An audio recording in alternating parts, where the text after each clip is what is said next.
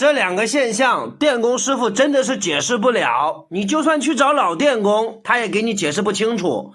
这个秤上面放一张纸，你注意看，点燃了之后，它的重量居然燃烧的过程中是减轻的，这个比较容易理解。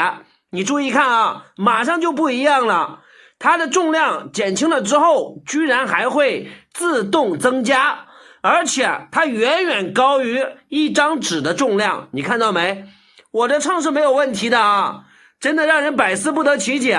老电工是给你解释不明白了，你看到没？重量还在增加，真的是太吓人了。你有没有碰到过这种情况呢？我书读得少，实在是搞不明白。